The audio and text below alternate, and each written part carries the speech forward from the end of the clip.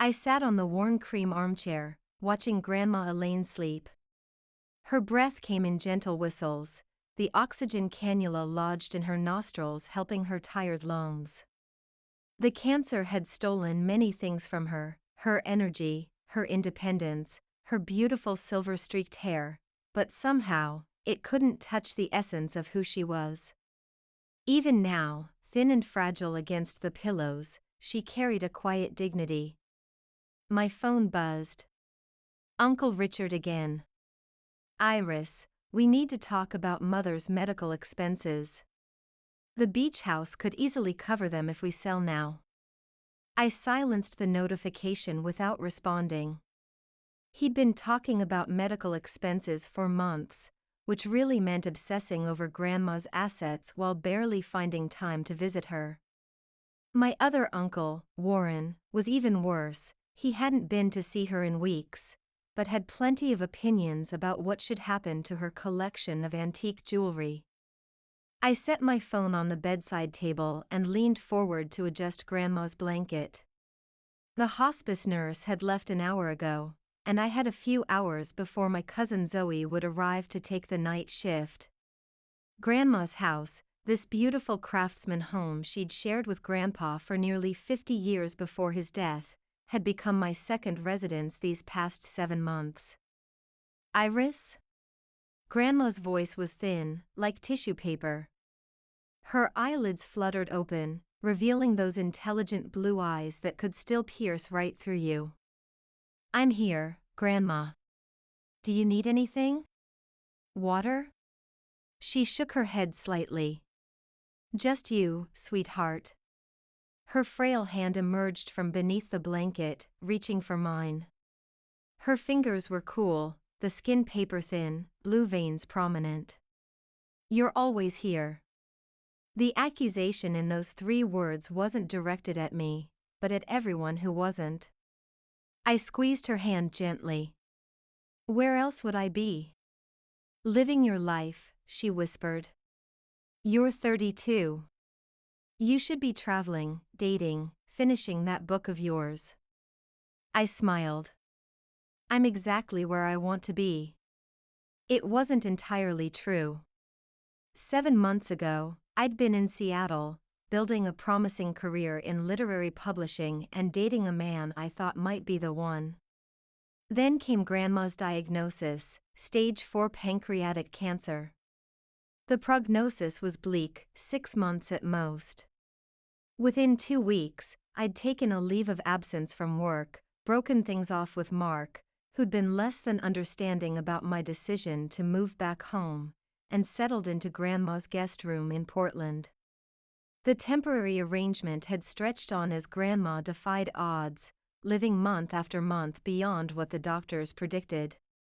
I'd never regretted my decision. Not once. You're stubborn, Grandma murmured, a hint of a smile playing at her lips. Just like me. I'll take that as a compliment. Her smile faded, her gaze drifting to the window where late afternoon sunlight filtered through the lace curtains she'd hung decades ago. They're circling, aren't they? The vultures. I hesitated, not wanting to upset her with family politics. Don't worry about that, Grandma. Just focus on resting. Her grip on my hand tightened with surprising strength. I know what's happening, Iris. Richard and his beach house, Warren and my jewelry, Margaret and her hints about my investment accounts. She took a labored breath. Even your father called last week. This was news to me. My father, Grandma's youngest son, had established himself as the family black sheep years ago. He disappeared shortly after my 12th birthday, surfacing occasionally to ask for money or, more recently, to announce his 4th marriage to a woman barely older than me. Dad called you? What did he want? A ghost of her old, sardonic smile crossed her face.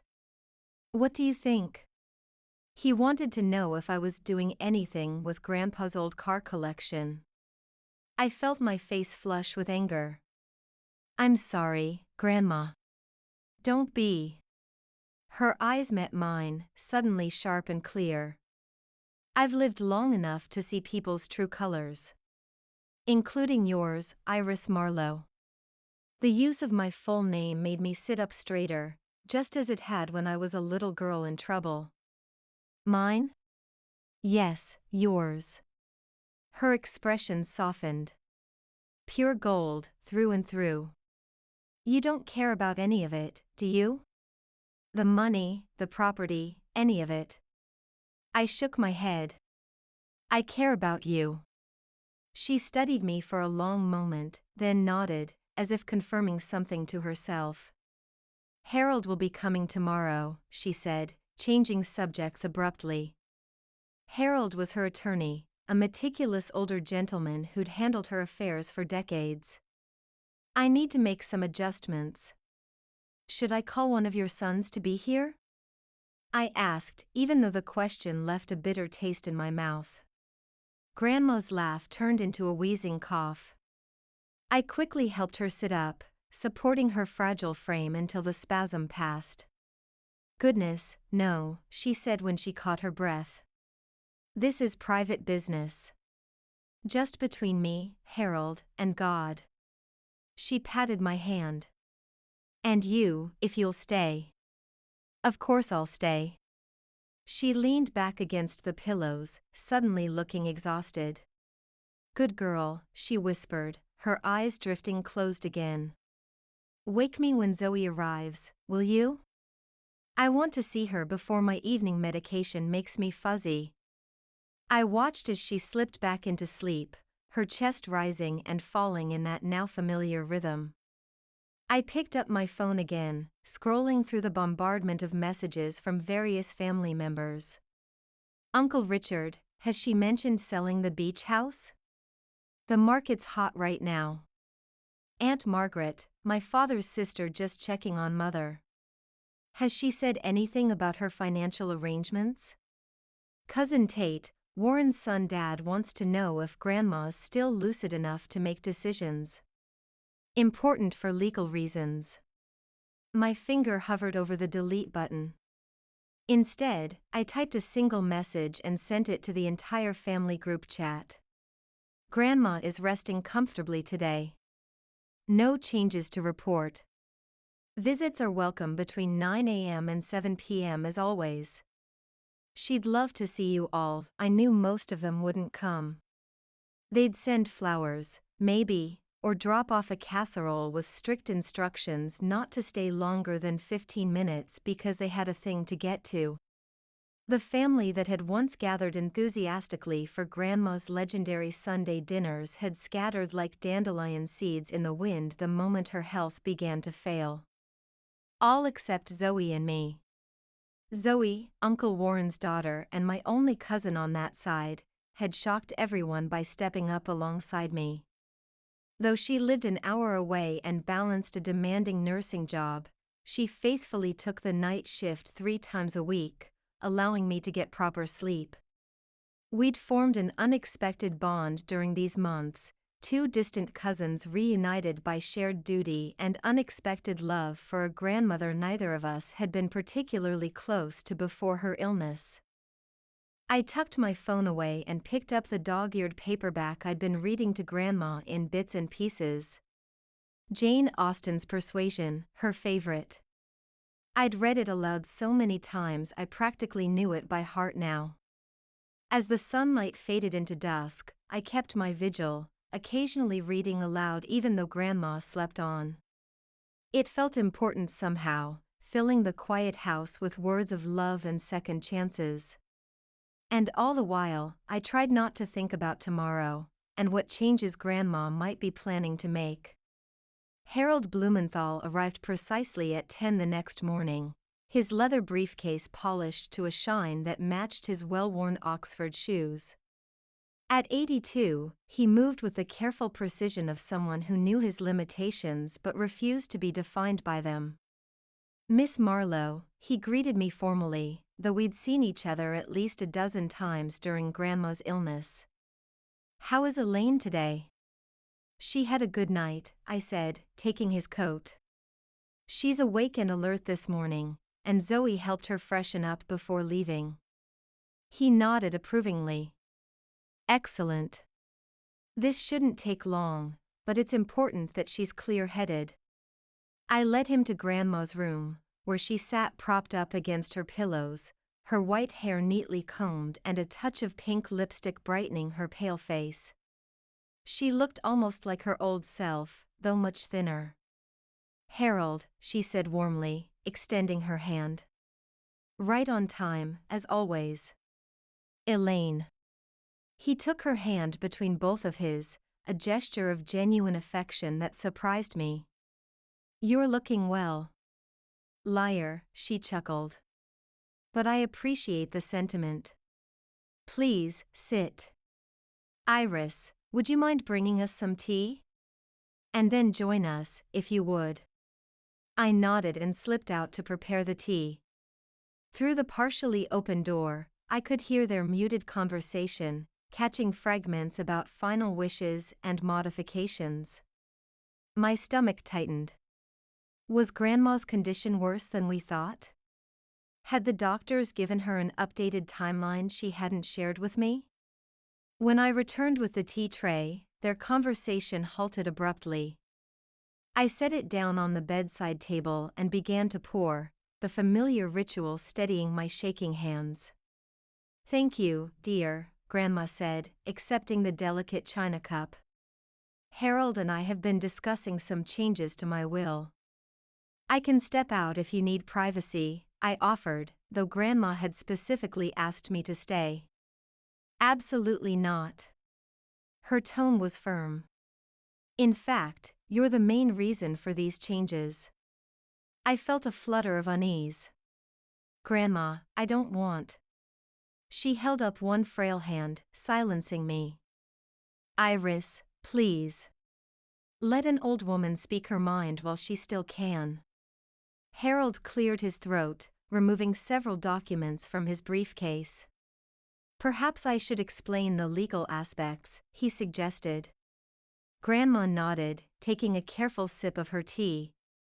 Miss Marlowe, Harold began, his tone formal but kind, your grandmother initially had a will that divided her estate equally among her 3 children, Richard, Warren, and your father, Daniel. However, given recent circumstances, she wishes to make significant alterations.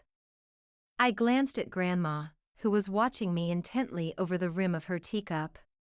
The changes we're discussing today would name you as the primary beneficiary of Elaine's estate, Harold continued. This includes this house, her investment accounts, the beach property in Cannon Beach, and all personal effects. I nearly dropped my teacup. Grandma, no. The family will. The family, she interrupted, setting down her tea with a decisive clink, has shown their true priorities these past months. You and Zoe are the only ones who've demonstrated genuine care for me, not my assets. But. No buts, she said firmly. I'm not doing this to punish them, Iris. I'm doing it because you've earned it, and because I trust you. Harold adjusted his glasses. There is, of course, a provision for Zoe as well. Elaine has earmarked funds for her education and a generous cash bequest. But the bulk of the estate would come to you. My mind was spinning. Grandma's estate was substantial. The beach house alone was worth well over $1 million in today's market, not to mention this home and her investments.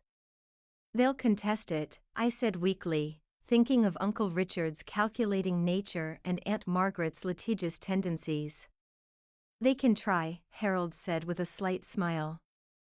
But we're taking every precaution. I've arranged for a geriatric psychiatrist to evaluate Elaine today, confirming her testamentary capacity. We'll have 2 unrelated witnesses for the signing, and I've documented all relevant factors leading to this decision. Grandma reached for my hand.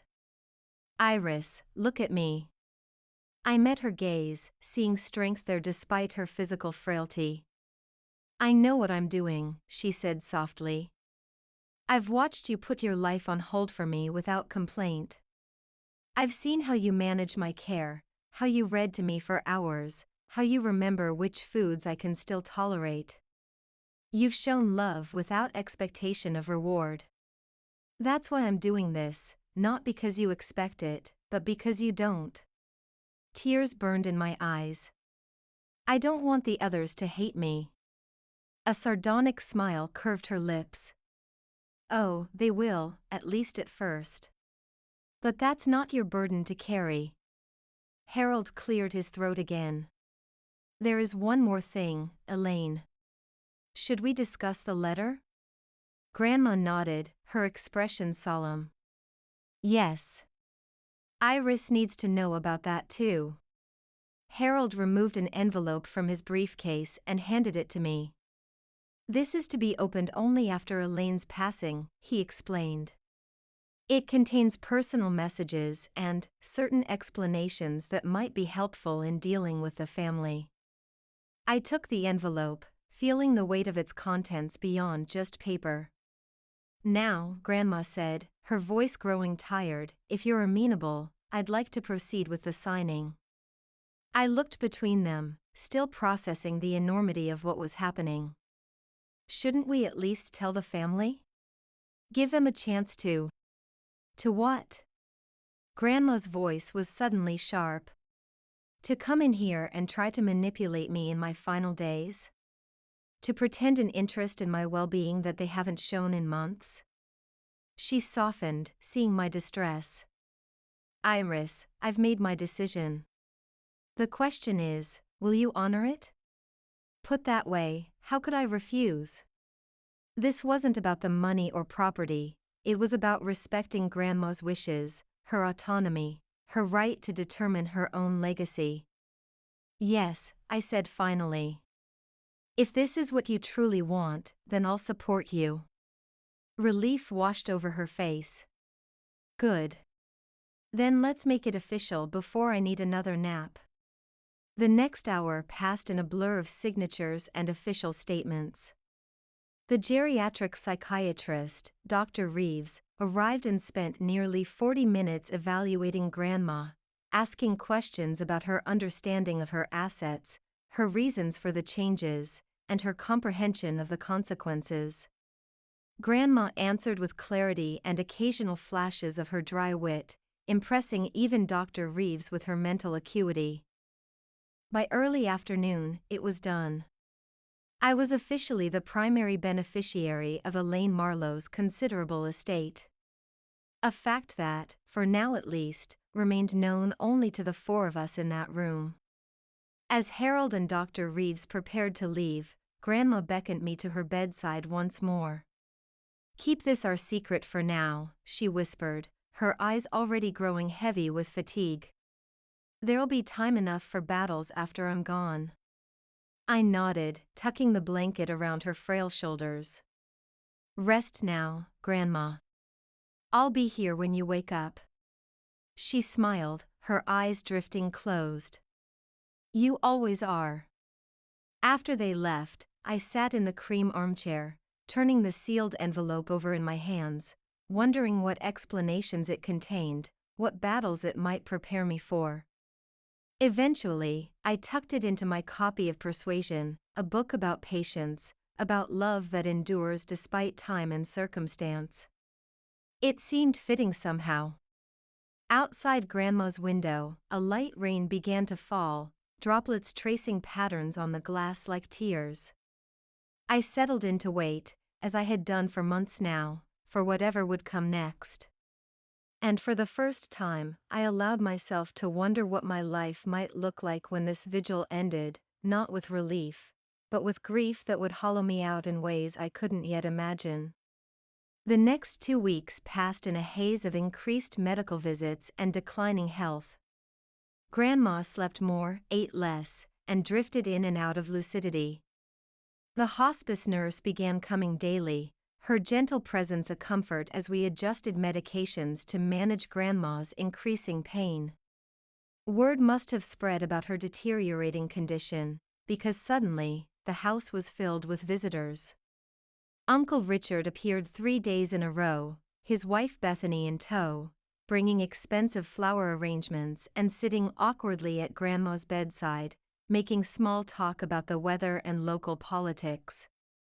Uncle Warren finally showed his face, spent exactly 22 minutes asking about Grandma's comfort while his eyes catalogued every valuable item in the room. Even my father called, though thankfully he remained in Arizona with his new wife, claiming financial hardship prevented them from traveling. Zoe and I exchanged knowing glances as the parade of relatives continued, aunts, cousins, and family friends who had been conspicuously absent during the long months of Grandma's illness now arrived bearing casseroles and concerned expressions. "Vultures," Zoe muttered one evening as we passed in the hallway, she arriving for her shift as I headed upstairs for a much-needed shower. "Did you see Uncle Richard actually taking pictures of the silver yesterday?" I sighed, too exhausted for indignation. "I know. Just try to focus on Grandma, not them." Zoe squeezed my arm, her nurse's eyes taking in my disheveled appearance. "You need to rest, Iris. Really rest. I can call in a favor and stay through tomorrow if you want to get away for a bit." I shook my head. "I'm fine. But thanks." The truth was, I couldn't bear to be away now. Grandma was slipping, and we all knew it. The hospice nurse had started using phrases like final days and transition care. I wasn't going anywhere. That night, I dreamed of the beach house, Grandma and Grandpa's beloved vacation home in Cannon Beach. In my dream, I was a child again, building sandcastles with Grandpa while Grandma watched from her blue-striped beach chair, a wide-brimmed hat protecting her fair skin. The ocean sparkled with a million diamonds of sunlight, and the massive rock formation of Haystack Rock loomed in the distance like a sentinel. "Remember," Dream Grandpa was saying, "the tide always comes in. No matter how beautiful your castle, the sea reclaims everything eventually. That's why you have to enjoy it now." I woke to the sound of Zoe calling my name, her voice urgent. "Iris. Wake up. It's Grandma." I bolted from the guest room bed, heart pounding. The digital clock on the nightstand read 3:17 a.m. Zoe met me in the hallway, her face grave. Her breathing's changed. "I've called the hospice nurse, but I think you should be with her." I rushed to Grandma's room, where the soft glow of a bedside lamp illuminated her still form. Her breathing was labored, coming in irregular gasps with long, frightening pauses between. I slipped my hand into hers, noticing how cold her fingers felt. "I'm here, Grandma," I whispered, pulling the chair close to her bedside. "I'm right here." Zoe stood at the foot of the bed, her nurse's training evident in the way she checked the time and monitored Grandma's breathing. But the tears streaming down her face belonged to the granddaughter, not the healthcare professional. We sat in vigil together, occasionally speaking softly to Grandma, telling her it was okay to go, that we would be all right, that we loved her.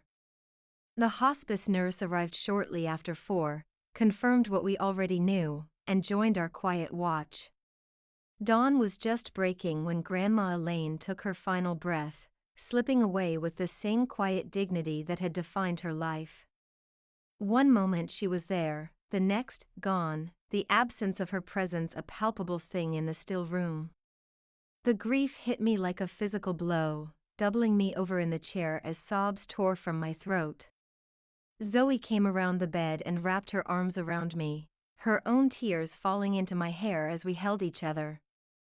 The hospice nurse discreetly stepped out to make necessary calls, leaving us alone with our grandmother's body and our shared sorrow. Later, I would remember very little of the next few hours. There was the arrival of the funeral home workers, their practiced, respectful movements as they prepared to take Grandma away. There were phone calls to make, family to notify.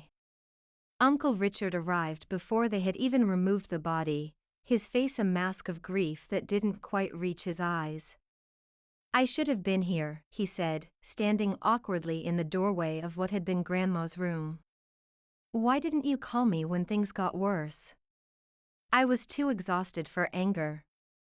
"It happened quickly," I said, which wasn't entirely untrue. "And it was the middle of the night."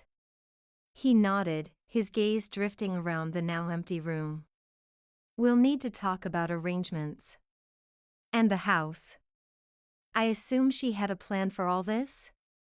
And there it was, barely an hour after his mother's death, and already he was thinking about the estate. "Harold Blumenthal is handling everything," I said flatly. "He'll be in touch about the will reading after the funeral." Richard's eyebrows rose slightly. "Will reading? I thought everything was already sorted. Equal shares to the three of us kids, wasn't it?" I turned away, unable to look at him. "You should talk to Harold." The next few days passed in a blur of funeral arrangements and family politics. I moved through it all in a fog of grief, functioning on autopilot as I selected flowers, approved the obituary wording, and fielded endless questions from relatives about Grandma's intentions. Zoe remained my steadfast ally, running interference with the more aggressive family members and making sure I ate and slept. We shared quiet moments remembering Grandma, sometimes laughing through tears at recollections of her sharp wit and no-nonsense approach to life. The funeral was held on a Thursday, a clear, crisp autumn day that would have delighted Grandma. The church was packed, a testament to the many lives she had touched during her 87 years. I sat in the front row between Zoe and Uncle Warren, acutely aware of the empty space where my father should have been. He had sent flowers instead, extravagant arrangements with card messages that struck me as performative in their effusiveness. As people shared memories of Elaine Marlowe, her community service, her legendary garden parties, her fierce intelligence, I found myself wondering how many of them truly knew her. How many had seen her in those final months, when the veil of social propriety fell away, revealing the essence of the woman beneath? I had. And Zoe had. And in some strange way, that knowledge was both burden and blessing. The reception afterward was held at Grandma's house, now officially my house, though no one knew that yet. I moved through the rooms in a daze, accepting condolences and watching as relatives casually assessed the value of artwork and furniture between bites of finger sandwiches. "When's the will being read?" Uncle Warren cornered me in the kitchen, his voice low. "Richard's talking about heading back to Chicago on Monday." I carefully folded a dish towel, buying time. "Harold said Friday." "Tomorrow." Warren nodded, satisfied. "Here?" "At his office. 2:00. "We'll all be there," he said, as if I might have expected otherwise. His gaze lingered on the kitchen's original copper fixtures. Mother always did have excellent taste. I bit back a retort about how he might have told her that while she was alive to hear it. Instead, I simply nodded and excused myself, retreating to the sanctuary of the guest room, my room, where I'd left my copy of Persuasion on the nightstand. The envelope was still tucked inside, unopened. Now, with Grandma gone, I finally had permission to read its contents. Yet something held me back, perhaps the finality of it, the knowledge that these would be her last words to me. Instead, I curled up on the bed, holding the book to my chest, and allowed myself to properly cry for the first time since the morning of her death. I cried for the grandmother I'd come to know so intimately in these last months, for the stories she'd shared in quiet midnight conversations, for the wisdom she'd imparted with each labored breath. And I cried for myself, for the uncertain future that stretched before me, for the family battles I knew were coming, for the strange, hollow feeling that had taken up residence in my chest since watching her slip away. Eventually, exhaustion claimed me, and I drifted into dreamless sleep, still clutching the book that held Grandma's final message. Harold Blumenthal's office was located in a converted Victorian in Portland's Pearl District, its interior an elegant blend of original architectural features and modern necessities. I arrived early, needing time to center myself before facing the family. "Miss Marlowe," Harold greeted me, emerging from his inner office. "Thank you for coming early. I thought we might review a few things before the others arrive." I followed him into his office, taking the seat he offered. The envelope from Grandma's book sat heavy in my purse. "I read it," I said without preamble. "Grandma's letter." Harold nodded, settling behind his desk. "And?" "It explains a lot. About the family history, about why she made the changes to her will." I hesitated. "About my father." "Yes," Harold said carefully. "Elaine felt you should know the full story. It may help you understand the reactions you'll face today."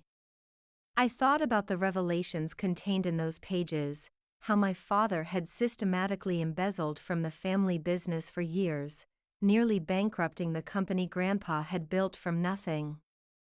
How Grandma had covered his tracks and repaid his debts to spare the family public humiliation.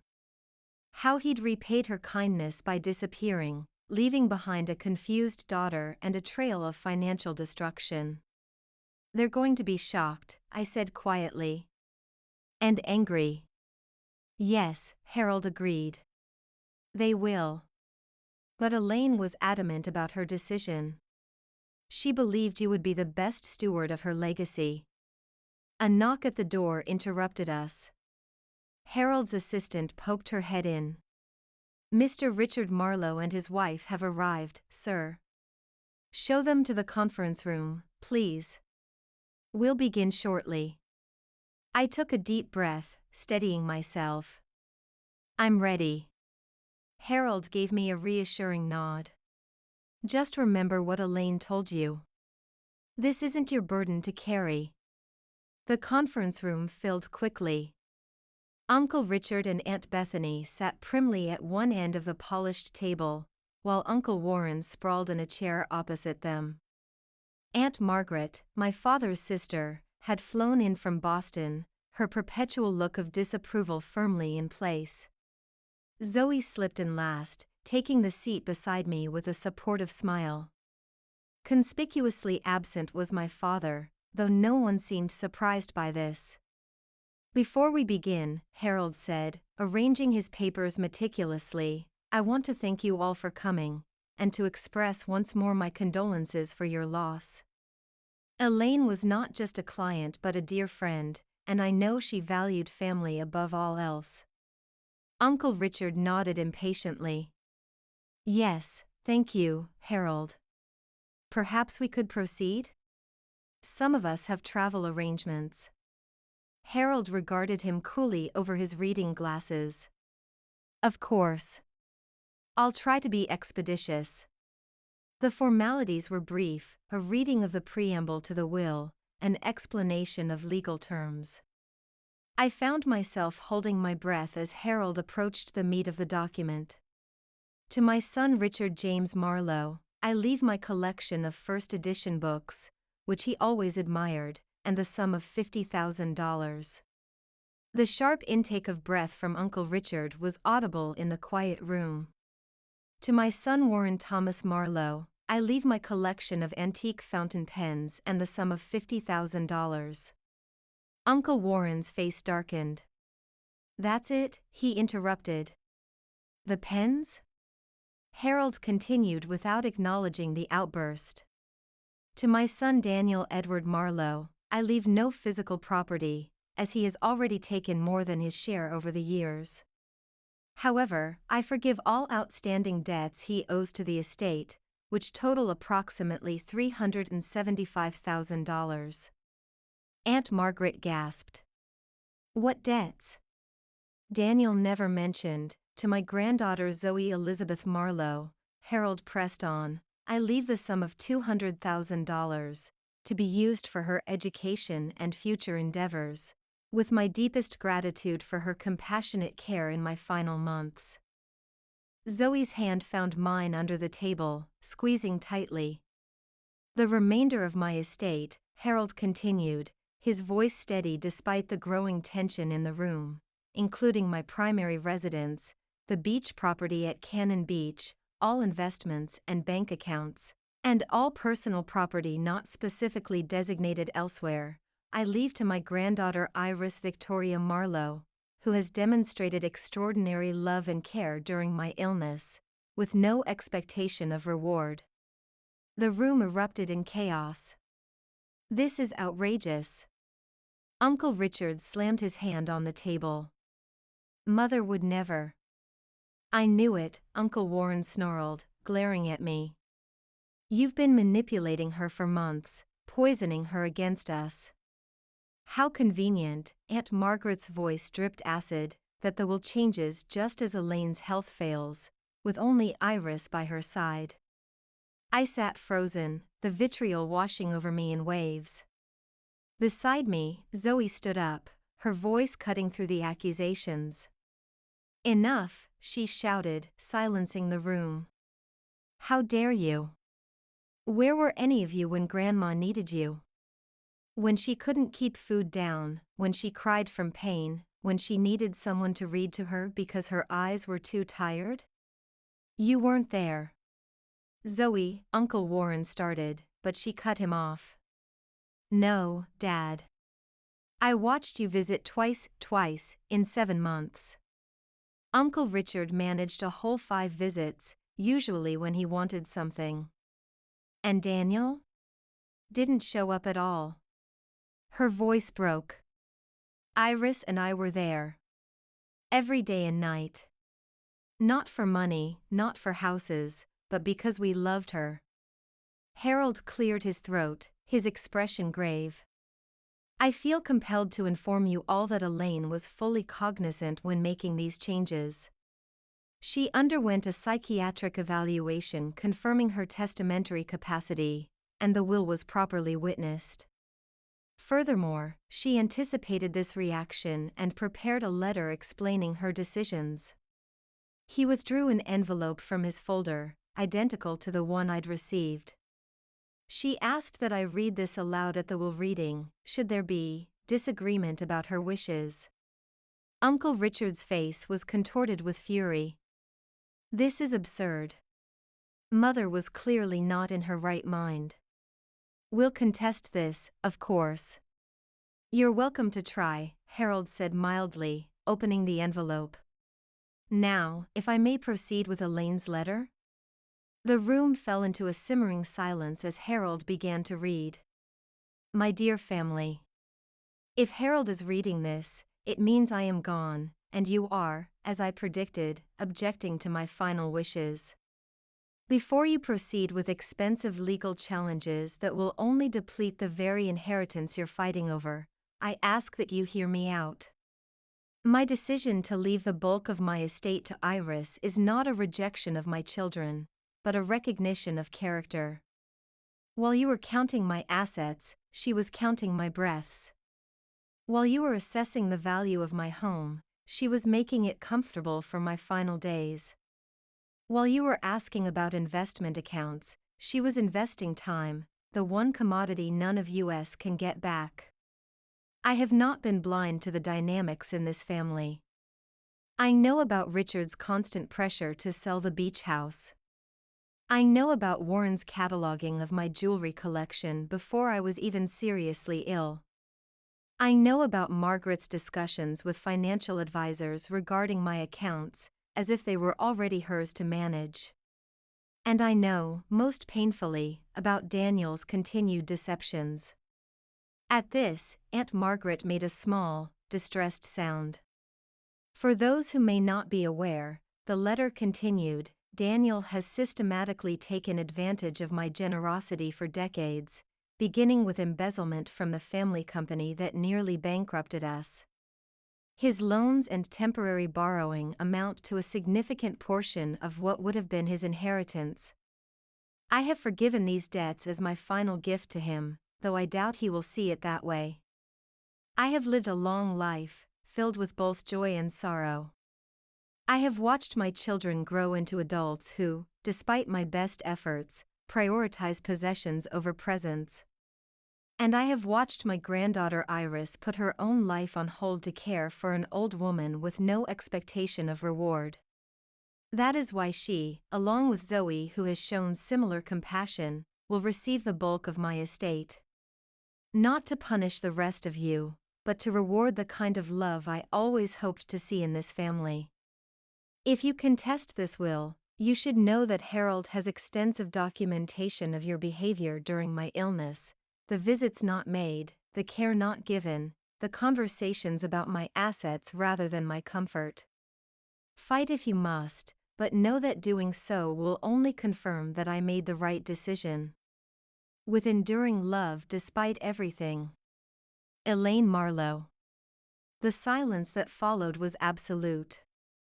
Uncle Richard's face had drained of color. Uncle Warren stared at the table, unable to meet anyone's eyes. Aunt Margaret's lips were pressed into a thin, bloodless line.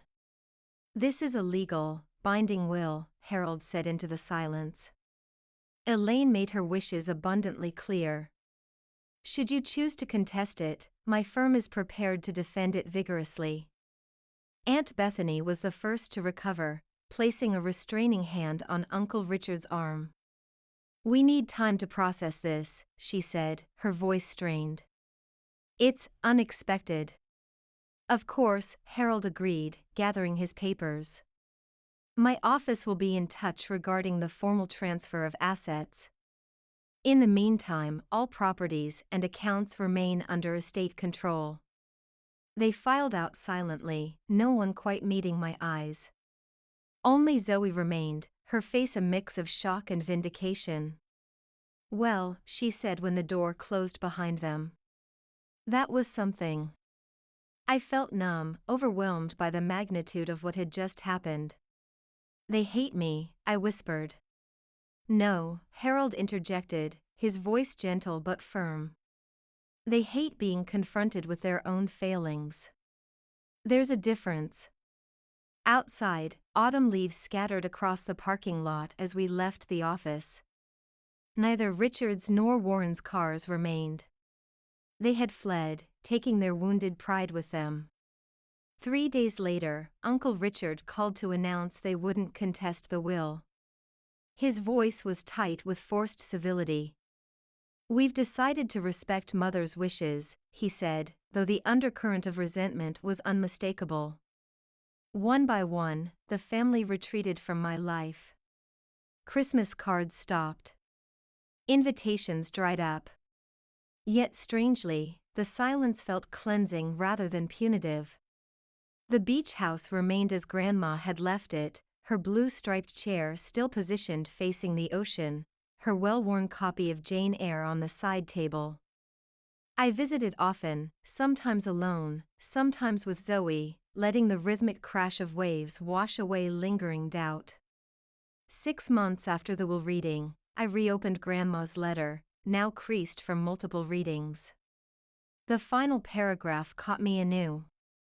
"Iris, you are now the keeper of our family's legacy, not the houses or money, but the values that matter. Kindness.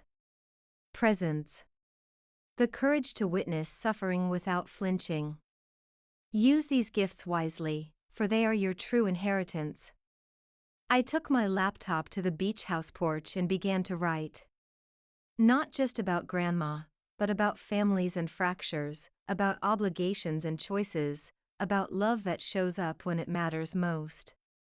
I titled the manuscript "The Keeper" and signed it with my full name, Iris Victoria Marlowe. Grandma would have approved.